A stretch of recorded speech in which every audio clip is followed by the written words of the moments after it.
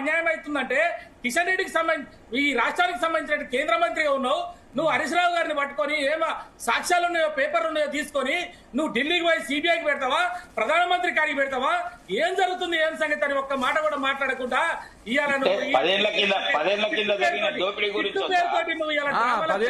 మర్చిపోవాలి. ఇప్పటిది మాత్రం తీసుకొస్తారు. హరీష్ రావు గారు ఎక్సైజ్ టెండర్లు ఇస్తే కరెక్ట్, సుజనీ సుజన్ రెడ్డికి మాత్రం ఇవ్వచ్చు. మీరు సుజనీ సుజన్ రెడ్డి కాలేజీలో టెండర్ ఇవ్వచ్చు, సింగరేణిలో మీరు ఇవ్వచ్చు. ఇది మాత్రం కరెక్ట్ గా పేరుతోటి అసలు దోస్తులు ఎక్కడ 4 టెండర్లు ఇస్తే 4 బీఆర్ఎస్ పార్టీలో ఉన్న వాళ్ళకి వచ్చినాయి కదా.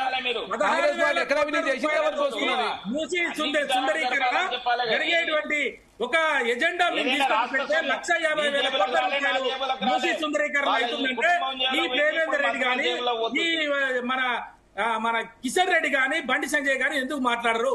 ఇదే కిషన్ రెడ్డి తెలంగాణ కోసం రాజీనామా చేయమంటే పారిపోయిండు, అదే ఎండల లక్ష్మీనారాయణ చేసిండు. ఇవన్నీ శరత్ కుమార్ గారికి తెలియదా?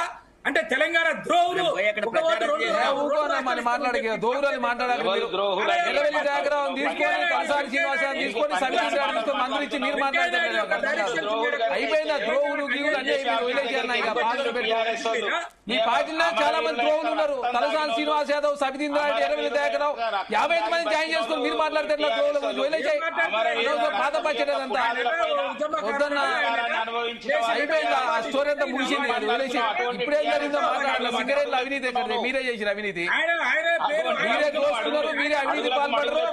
మీ హరీష్ రావే తెలంగాణ రాష్ట్రంలో దోపిడీ పాల్పడ్డారు. కలకుల కలిగి చెప్తుంది. నేను చెప్పాను కదా, వలసవాదుల కంటే ఎక్కువ ద్రోహం చేసి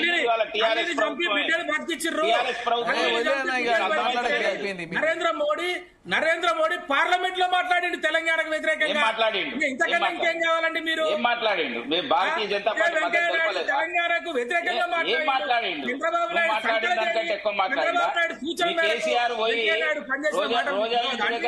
రోజా ఇంటి దగ్గర చేపల పులుసు తిని బేసిన్లు లేవని మాట్లాడింది కాదా? అది ద్రోహం కాదా? అది ద్రోహం కాదా? అది ద్రోహం కాదా?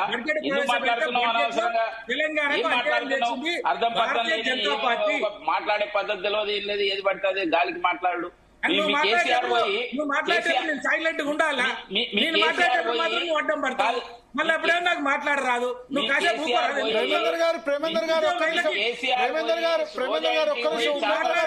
నైతికత లేదు, నీకు అర్హత లేదు. తెలంగాణలో మతం పేరుతో రాజకీయాలు చేయలేరు. ప్రేమేందర్ గారు ఒక్క నిమిషం, ప్రేమేందర్ గారు ఒక్క నిమిషం.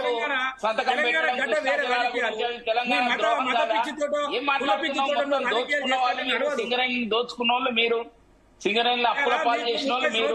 అయింది ఇవాళ ఊరు దాటలే మీరు, ఊరు దాటలే మీరు. మేము ఏడి దాటుతాం, నువ్వు ఊరు రాదు. నీ అడ్రస్ ఎక్కడ ఉంటుంది? కమిటీ లేరు, అదే 4 ముఖాలు. మీ అడ్రస్ ఎక్కడ ఉంటుంది? మీ పార్టీలో నీ కార్యకర్తలు ఆ ముఖాలు చూడలేక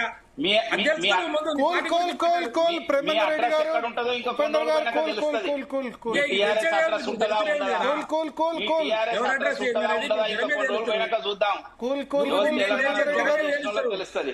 ఎందుకంటే బీజేపీ అంటే తెలంగాణ ద్రోహం చేసినట్టు అర్థం ఉండాలి మాట్లాడడానికి. నిన్న మాట్లాడి మన నరేంద్ర మోడీ ఏం మాట్లాడిండు? ఏం మాట్లాడిండు? అరే ఏం మాట్లాడిండు? 12 లక్షల కోట్ల రూపాయల యొక్క అభివృద్ధి కార్యక్రమాలు ప్రభుత్వంలో అభివృద్ధి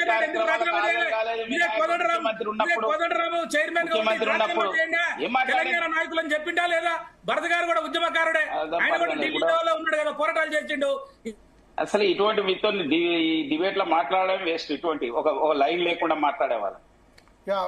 ఒక్క నిమిషం శరత్ గారు. ఎస్, ఇంతకుముందు మీ కనెక్టివిటీ పోయింది, ఇప్పుడు మళ్ళీ ఒకటి ఏంటంటే ఇక్కడ ఒక డిబేట్ వచ్చింది కాబట్టి జాతిపిత ఎవరు అన్న చర్చ ఇవాళ ముఖ్యమంత్రి తీసుకొచ్చారు. జాతిపిత అని ఎట్లా ప్రచారం చేసుకుంటారని చెప్పి. అంటే నిన్న టీఆర్ఎస్ కార్యకర్తలు పెట్టుకున్నారనుకోండి, జాతిపితని ఇట్లా అవమానిస్తారా అన్న దాంతో ఈ చర్చ వచ్చింది. ఎవరు ఉద్యమకారులు, ఏంది ఉద్యమకారులకు ఎవరి సమయంలో?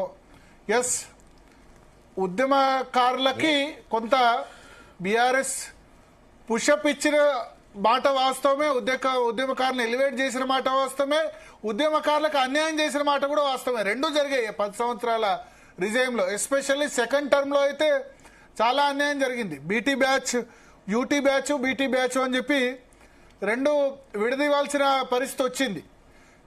ఇప్పటికి కూడా బట్ ఉద్యమ ఛాంపియన్ బీఆర్ఎస్ అయినా, ఎందుకంటే ఇప్పుడు మిగతా వాళ్ళు ఉద్యమంలో లేరు, మిగతా పార్టీల వాళ్ళు టీఆర్ఎస్